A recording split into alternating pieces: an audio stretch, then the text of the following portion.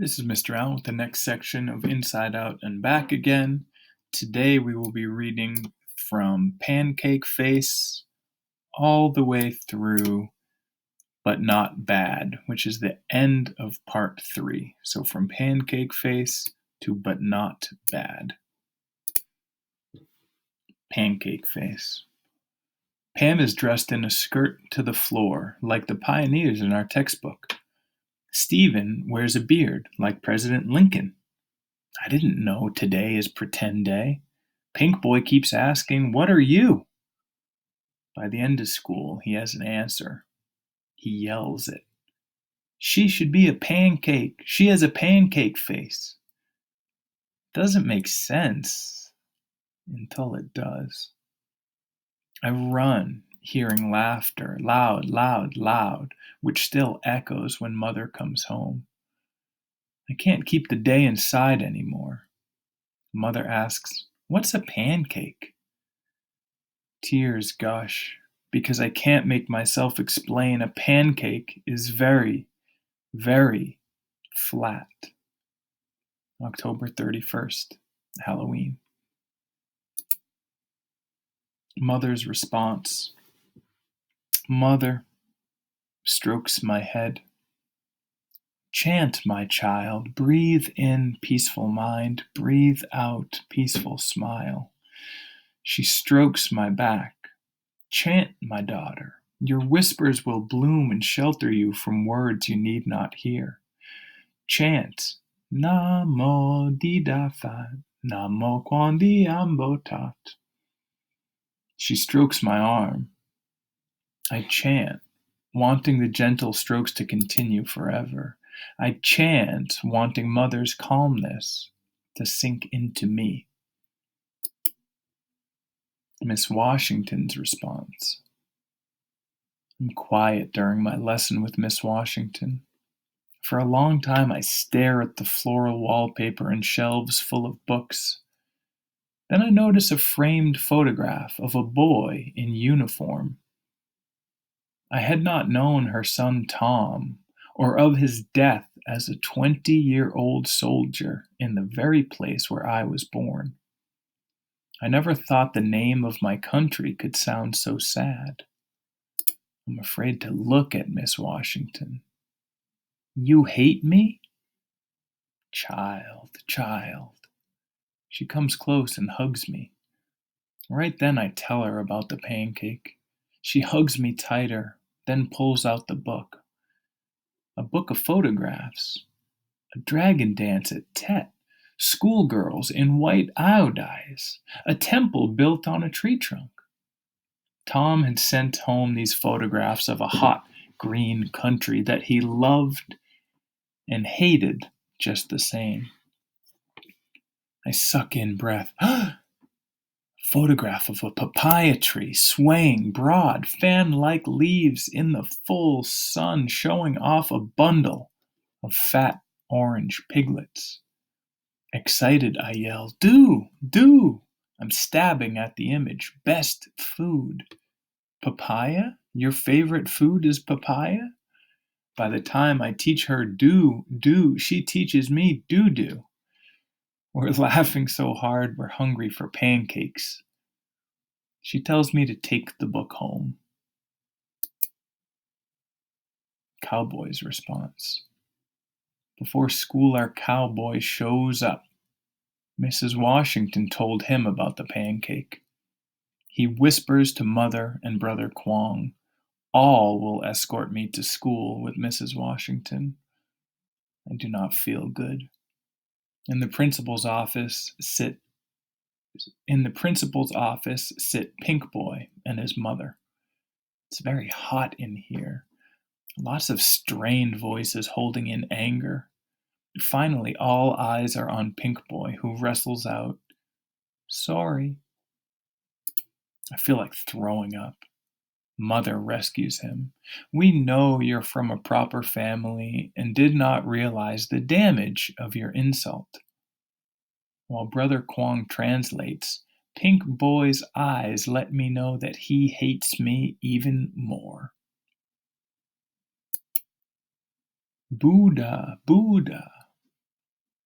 Miss Scott shows photographs of the S shape of Vietnam, of green mountains and long beaches, of a statue of the Buddha reclining.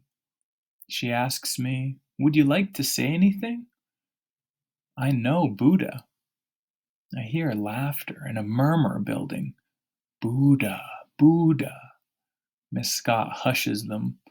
All day I hear whispers, Buddha, Buddha. I watch the clock and listen for the final bell and dash. Pink Boy and friends follow, releasing shouts of Buddha, Buddha as I put one leg in front of the other, faster, faster, but not fast enough to not hear them scream, Buddha, Buddha. I turn down the wrong street, away from the corner where Brother Coy would be. I have no choice but to run. I turn right where purple flowers curve like baby moons over butterfly bushes. Footsteps pound right behind me. I turn left where flowers grow blue. I wish I could control it, but the plates of flowers are now blue smears from my near tears. Buddha, Buddha breathes into the back of my neck. Faster, faster my legs try, but the shouts are upon me. Someone pulls my hair, forcing me to turn and see a black hole in a pink face. Buddha, Buddha girl. My palms cover my eyes. I run, all the while surging from my gut fire, sourness, weight, anger, loneliness, confusion, embarrassment, shame.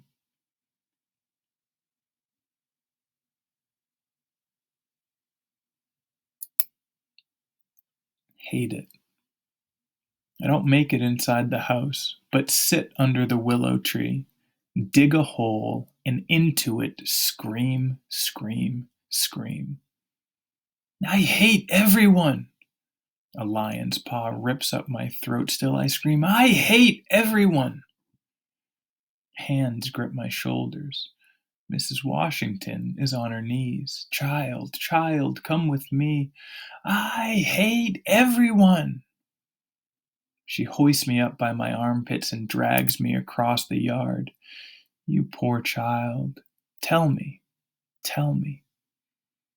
It hurts too much to keep screaming, but it feels good to thrash about like a captured lizard.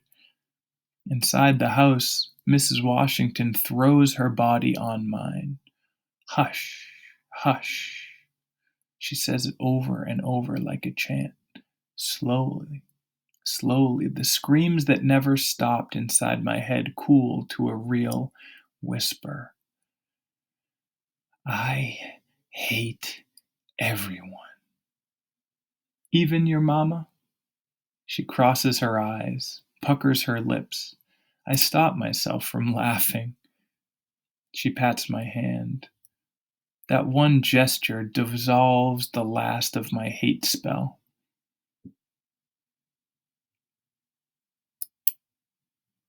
Brother Kwong's turn. Brother Kwong comes home with happy shouts. He did it, repairing a car no one else could.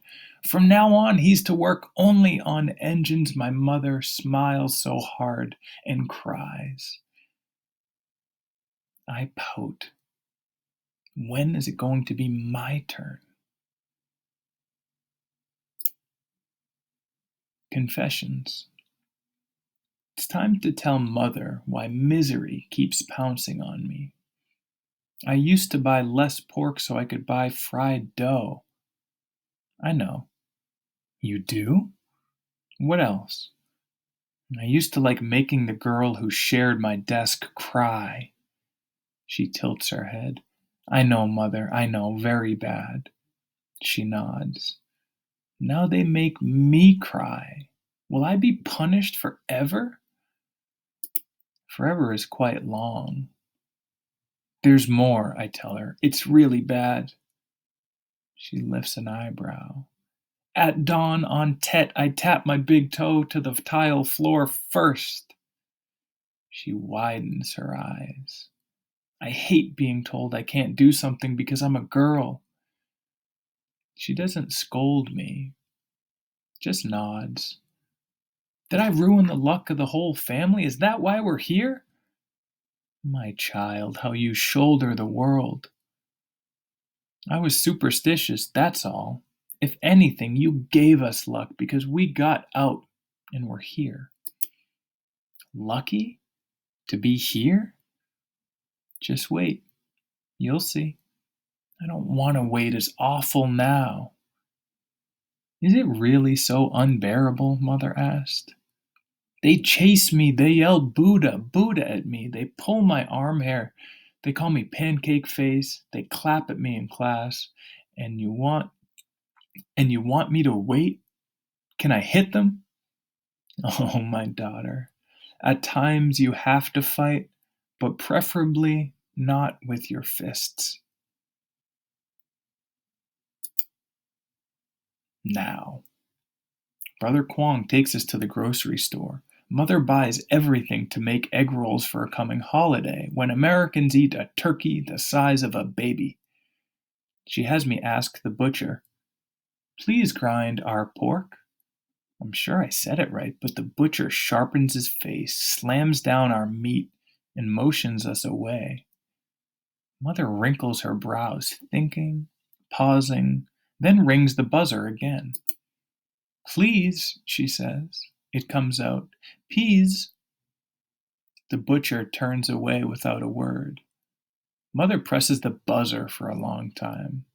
When the butcher returns, he hears a lot of Vietnamese and a voice stern and steady from eyes even more so. Mother ends with a clear, "Now!" The butcher stares, then takes our meat to the grinder. Do face. Again they're yelling Buddha, Buddha, but I know to run toward Brother Coy 2 corners away. Enough time for them to repeat hundreds of Buddhas. Enough time for me to turn and yell, "Jesus, Jesus." I love how they stop, mouths open. My heart lifting, I run and shout, "Bully, coward, pink snot face." Words I learned from them on the playground. I turned to see Pink Boy coming close to me. No longer pink, he's red. Blood orange red like a ripe papaya. Do face! It's not my fault if his friends hear doo face and are laughing right at him. Brother Coy is waiting. I jump on. Rumor. Friday. Stephen heard it from Pam, who heard it from that honey-haired girl, who heard it from the dot-on-face girl, who heard it from the white-hair boy, who heard it from all 3 girls in braids, that Pink Boy has gotten his 6th-grade cousin, a girl 2 heads taller than the tallest of us, with arm muscles that run up and down like mice, to agree to beat me up when we come back Monday.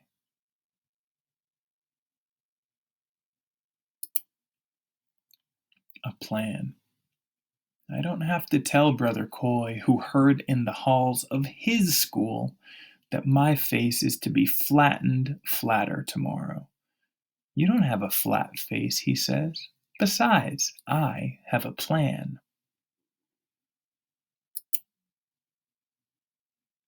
Run.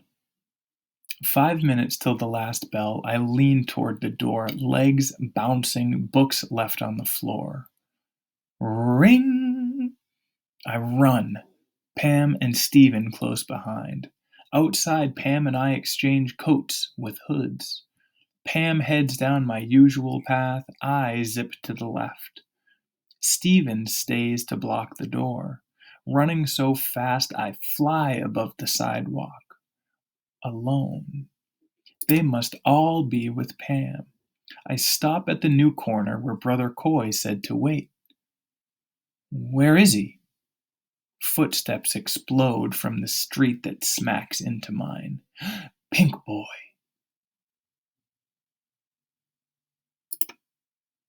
I shift. Pink Boy plows toward me. I squat Ndung Tan, facing him. His right arm extends in a fist.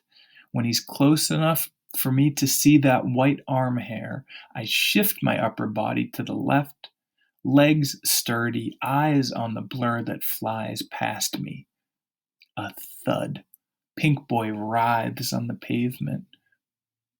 I thought I would love seeing him in pain, but he looks more defeated than weak, more helpless than scared, like a caged puppy. He's getting up. If I were to kick him, it must be now. Wow. A roar. Pink Boy and I turn. A gigantic motorcycle. The rider, in all black, stops. The helmet comes off. Vu Lee! Wow! Pink Boy disappears.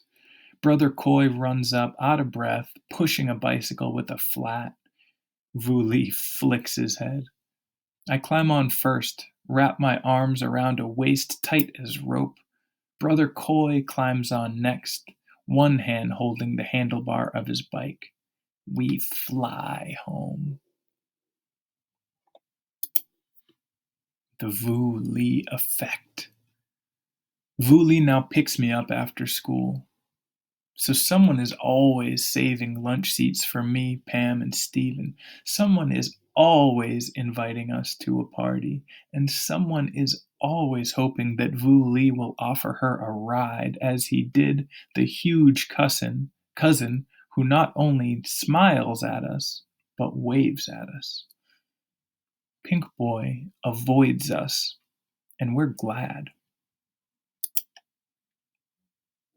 Early Christmas. Mother invites our cowboy and Mrs. Washington for egg rolls. They brought gifts, not saying early Christmas, not wanting to embarrass us for not having anything to exchange. From our cowboy to Mother, 2 just caught catfish. To Brother Kwong, tuition for night college. To Vu Lee, jerky in 10 flavors. To Brother Coy, 2 fighting fish in separate jars. To me, a new coat. We laugh and say perfect. From Mrs. Washington to Mother, a gong and jasmine incense. To Brother Kwong, an engineering textbook. To Vu Lee, jerky in 10 flavors. To Brother Coy, a hamster. To me, 3 packages of something orange and dried. My family claps and says perfect. I frown. Not the same. 3 pouches of dried papaya. Chewy, sugary, waxy, sticky. Not the same at all. So mad, I throw all in the trash.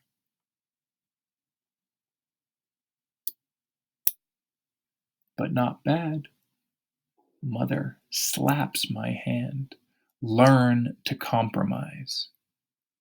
I refuse to retrieve the pouches, pout, go to bed, stare at the photograph of a real papaya tree, and wonder if I'll ever taste sweet, tender orange flesh again. Gong rings out. How soothing a real gong sounds. Swirls of incense reach me, hovering like a blanket, tugging me in. I wake up at faint light, guilt heavy on my chest. I head toward the trash can. Yet on the dining table, on a plate, sit strips of papaya, gooey and damp, having been soaked in hot water. The sugar has melted off, leaving plump, moist, chewy bites. Not the same, but not bad at all.